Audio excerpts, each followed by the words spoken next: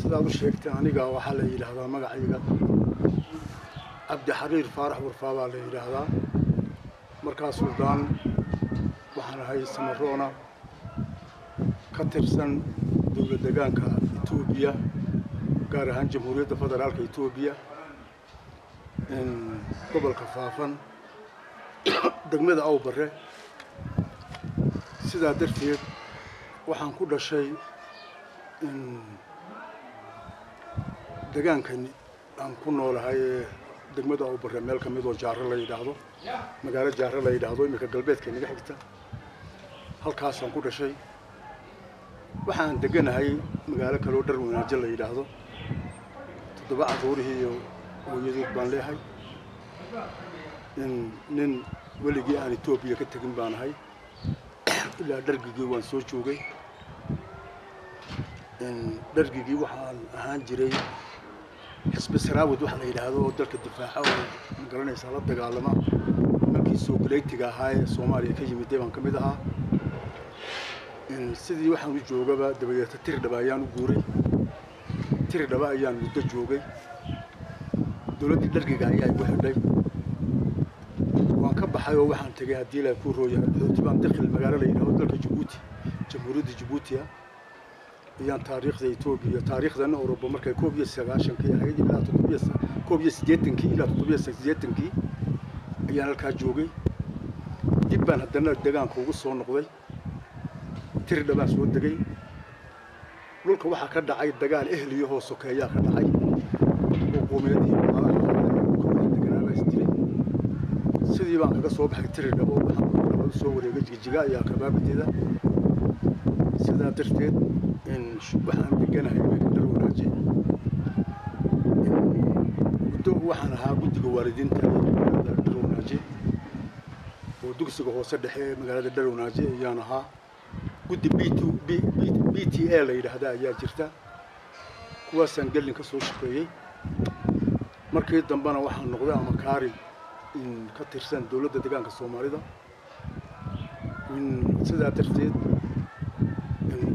beerahana dawaan ku danaayo deegaanka ayaa aaminsanahay marka noloshayda haddaan intaa ku dhaafo wad maasanta Cabdi nolosha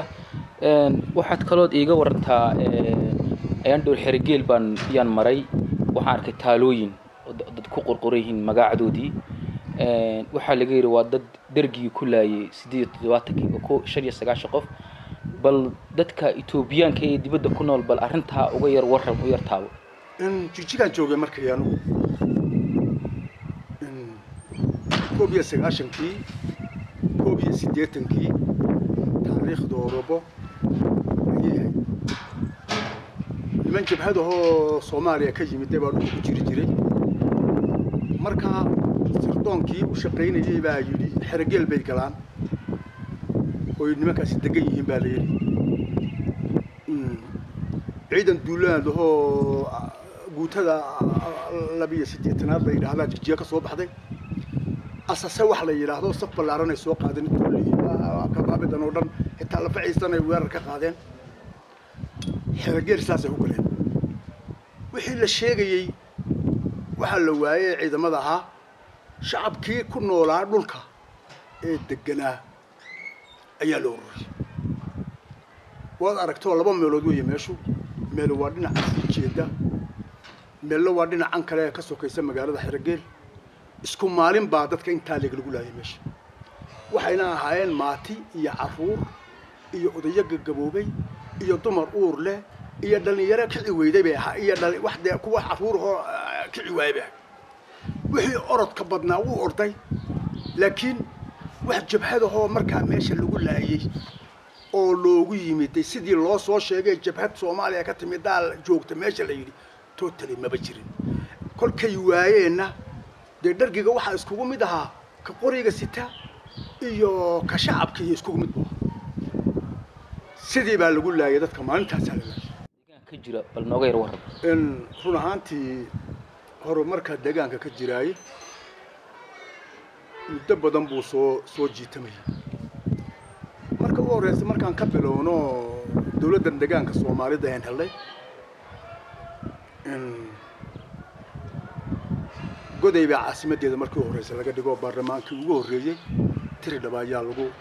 la isku diiday tiridhaba laga dhigaa mise goday baa la geeyay magac ahaan bay markaa u jirtay in khilaafba kama baxayn dad Soomaaliya ka yimid oo wada jananaara ah oo wada Soomaaliya dadkii Soomaaliya u dhaartay oo aan deegaankan waxba ka aqoonin ayaa xagga Soomaaliya markay burburtay waxaan la soo galay waxa la wixii Soomaaliya u shaqeynaya ama jananahaada ama wasiirahaada ama barofesarahaada wixii baa deegaanka dawladda soo iyo wadanka soo galay wixii baa dalka qabsaday oo dawlad ka noqday iyagoo waliba wata siyaasadii lagu soo tartiibiyay Soomaaliyadii burburtay Soomaali weynta iyagoo wata oo calankii Soomaaliya degta ku sita ayay yimaadeen arrintii waxay soo jiitantaba kolkii distoorka dalkan Itoobiya oo ku shaqeynaya la sameeyay heer baan joogaan distoorkaas waxa laga doodayay in wixii dhimanna in la buuxiyo wixii aan ku culays ku ana in laga saaro dabadeeto shirkad distoorka ayaa la isku afgaran waayay oo ka dhacay heer waqti hore in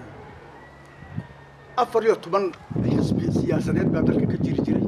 14 ka xisbi siyaasadeed dalka ka jiri jiray xisbi itixaad la oran jiray marka horeba waa laga saaray waxa la yiri waa laga saaray 3 iyo urur 10kii urur siyaasadeed ee markaa jiray ayaa waxa dhacday laba ururna way israaceen oo hadii la koro isku siyaasadda 12kii kalena urur leegada la yiraahdo ayay samaysteen leegada waxay samaysay in laba calan bay isku tushay calankii Soomaaliya iyo kii Itoobiya ayay isku tushay oo ma soo saarin calan deegaan ku leeyahay oo ma soo saarin annagu dadkii markaa dhalinyarada hay joogay baan kamid ahayna waxaan ku nidhi war labadan calan ay isku tusheen kana xiddigtani waa kii Itoobiya waa kii Soomaaliya kana waa kii Itoobiya deegaankii baan ka soconaa leegadu ka shaqeynaysaa badeedii calankii maxay deegaanku lahaa aaway kana deegaan u abaalay way soo jiitay xisbiga dimuqraadiga shacabka Soomaalida Itoobiya ayaa la sameeyay waxa isku beeray labadii urur ee midna qoon lafka midna leegada ah ayaa la isku daray xisbigan imika jira ee wadanka ka shaqeeyo oo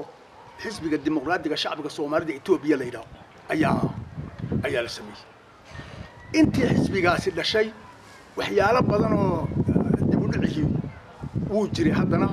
calaamado badan baa ku jiray way soo jiitantay in magac ahaan baan u jiray laakiin maanta dan aynu joogno oo ay taariikhdu tahay kolka la yiraahdo 2014 bishii u dambeysay baan maanta koob iyo soddon ku jiraa taariikhda iyada xagga Itoobiyana waxa weeyaan 2007 haddaba maamulka maanta ka jira maamuladii hore wax DSGT iyo waxaan siyaasad caadi ahayn iyo wax dana gaar ah iyo wax ka dadka ku dhex jiray iyo waxyaalahaas ahayd laakiin maanta macnaha waxaan uga jeedaa xisbiga dimuqraadiga shacabka Soomaalida Itoobiya madaxweynahan maanta jira iyo maamulkan maanta jira intii ka horeysay isaga laftigiisu magac ahaan buu jiray wax tayar ah oo wadanka ka shaqeeyay ama horumar la taaban kara ma jiro waayo magaalada Jigjiga habeen walba waxa loo oran jiray waxba ka dhacay iska daa meel kale goday jooji gobolkan jarar la yiraahdo jooji nugob jooji iska daa in qorraxayda dhulka kale oo dhanba magaalada Jigjiga loo oran jiray iyagoo maamulkan maanta jira ka horeeyay ay joogan halkana wax lagu qariyo baa la oran jiray laakiin maanta waxaan ku sheegayaa deegaanka sagaalka gobol ee dawlad deegaanka Soomaalida Itoobiya oo ka kooban yahay meel aanay nabadi ka jirin ma jirto gobolka Nogob waa iyadoo shirki u dambeeyay baa lagu qabtay wax qoladii ka qayb gashay baan uga haba yaraatee wax ciidan oo na ilaalinayay madaxweynaha kaliya iska soconaya ku xigeenada iyo xisbiga gooni iska soconaya wax kaliya oo ilaalinaya ma jiro gobolkii ugu daray jarar la oran jiray isaguna saayso kale oo ninka maanta ka baxay intuu dhagax buur tago oo ka baxo oo haradigeed maro iyo halka awaara maraya halka buu yoo calaga soo hinay ya oo waadogay madaxweynaha iyagu inuu yoo caaleen bari oo ceel ka soo furay meel cidla intuu dab loogu shiday oo uu dooyeystay maro ayaa geeliina halka xeradii geelina ay ku agxirnay oo caanaha loogu lisay maxaa keenay taa dadaal baa keenay oo waxaa la sameeyey ciidankan geesiyiinta ahee liyu booliska la yidhaahdo oo aad iyo aad u qiimo badan ayaa hantay waddankii oo nimankii wax baxsan waxba ma baxsana intii badnayd wax la qabtay wax soo galay waddanka oo siyaasaddii iyo dastuurkii qaatay sidaasay waddanka nabad ka jirta marka nabad la helaana horumar la gaadhaa waxaan kuu sheegayaa shirkaa waagi dhawad fiiq lagu qabtay 500 oo meelood iminka qiyaastooda ma 500 oo meelood oo nabadiidku ka talinaya ama uu horumarka u diiday ayaa maanta dhakhtaradii iyo biyihii iyo ceelashii iyo wax walba ay ka socdaan oo baabuurta saan u tagay waad ogeed madaxweynuhu markuu warbixinta bixinayay meel walba inuu yacni waxa la meel aynan la tagin oo unan ceelkii iyo biyihii iyo caafimaadkii aan laga samaynin deegaanka ma jiro intii nabadda ahayd hore oo barra ka mid ahaydna horumarkeedu 100% ayuu sii ahaa oo barra waxay leedahay ilaa 12 dugsi sare ayay leedahay beerihii bay leedahay wax walba way jiraan inkastoo ay sidaas tahay haddana deegaanka waxbaa u dhiman wixii u dhimanna waxaan rajaynaynaa in haddii doorashadaasi ay dhacdo oo aan 5 sanadood oo kale sii dooranno madaxweynaha maanta jira xaqiiqatan waxaan ku sheegayaa in dawladda deegaanka Soomaalidu inkastoo ina baahi dhamaanayno Mareykanka ba ayna baahidiisu dhamaan oo Ingiriiska imika baahidiisu sii socoto haddana waxaan rajaynaynaa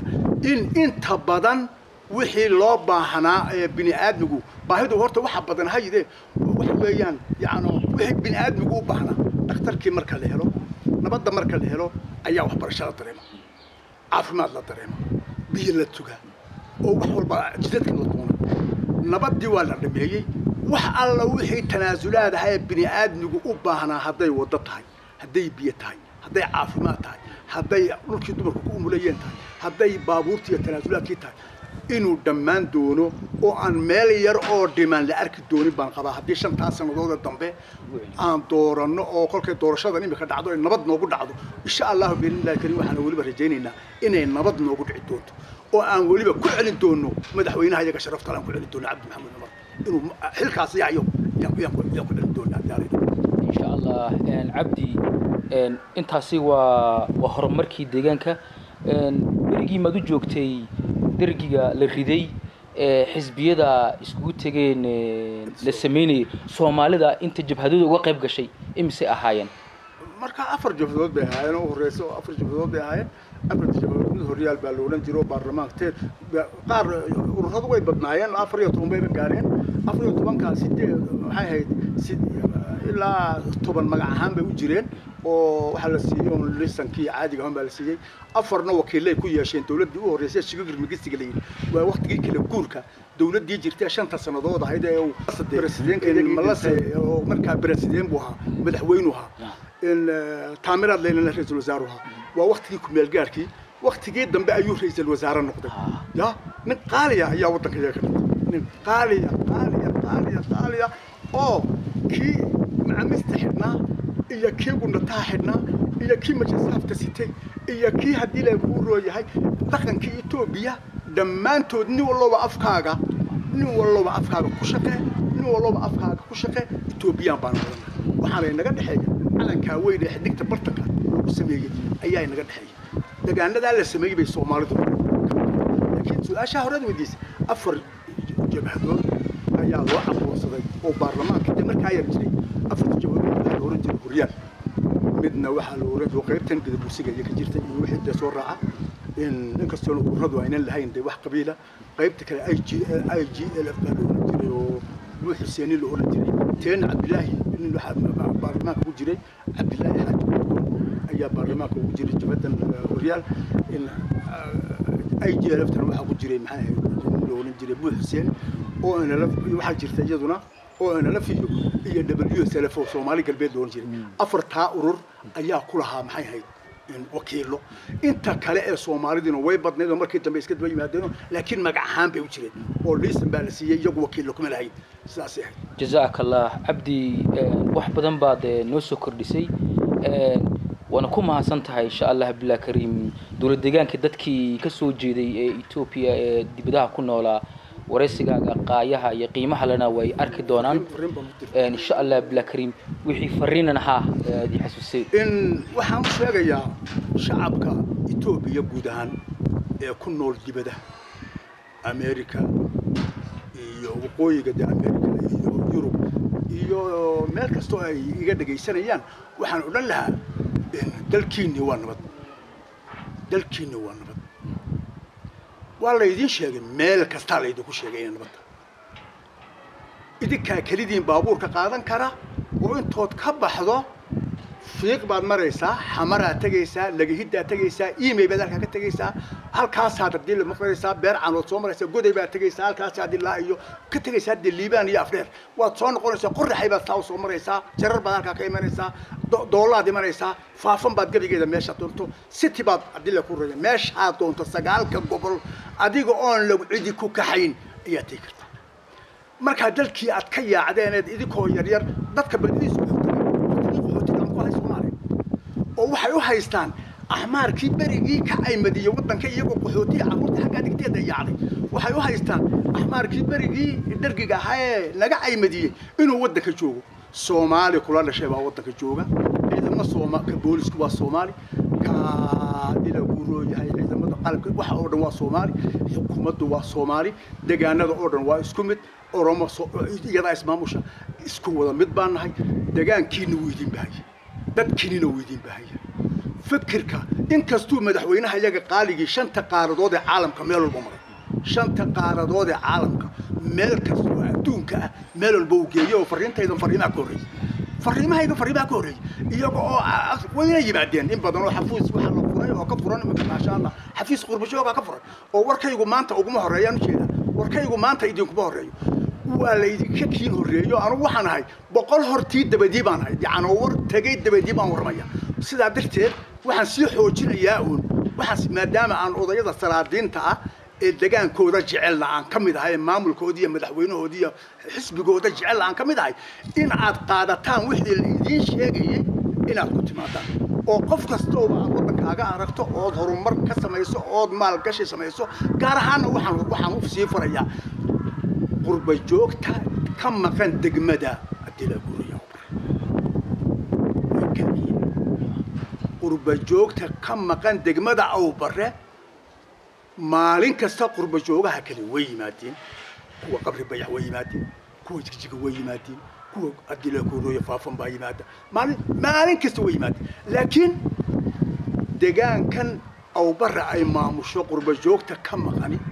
inkastoo madaxweynaha iyo meelaha kula shirshiraan oo ay biyaha abay iyo kaarkiiba ay goosteen halka aan iska aragno aad ku mahadnaqayno waxaan idinka codsanaynaa inaad sida qurba joogaha kale intoo timaadaan wadankiina maalgashataan wadankiina guud ahaana kuwa Soomaalida ka maqan dawlad deegaanka ya waxaan ka codsanayaa inay wadankooda yimaadeen waayo halkaad ku dhalatay iyo halkaad ku dhaqantay waa kala duwan yihiin halka waxa ay nageysan saboolnimo iyo waxun baa nageysay qolkaan ka ftabo halkii aan ku dhalanay aanad